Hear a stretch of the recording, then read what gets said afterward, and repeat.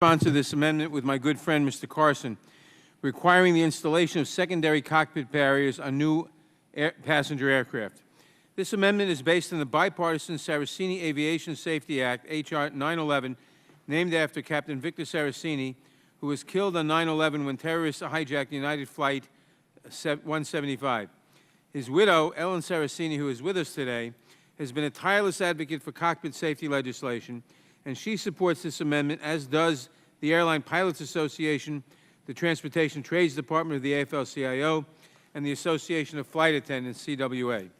One of the clear and convincing lessons of 9/11 was the need to improve cockpit safety. Following the attack, Congress mandated the installation of reinforced cockpit doors. But there are times during many flights when the cockpit door must be opened, such as when the pilot needs to use the restroom, for meals, and for other operational reasons. In order to fully secure the cockpit, we must install a secondary barrier, typically a lightweight wire mesh gate between the passenger cabinet and the flight deck that can be locked into place when the cockpit door is open. These secondary barriers are cost-effective and generally recognized as the most efficient and safest way to protect the flight deck. Since 2003, a few airlines have began to voluntarily install them, but it is incumbent on Congress to ensure that they are installed on all domestic air carriers. This amendment would require the installation of secondary cockpit barriers on all new passenger aircraft in the United States.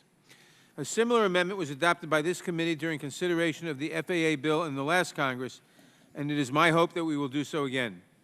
It has been almost 16 years since the terrorist attacks of September 11, 2001. It is long past time for us to enact this common-sense security measure. I urge my colleagues to support the Carson-Nadler amendment, and I yield back the balance of my time. Thank the gentleman. Any other members wish to be heard on this?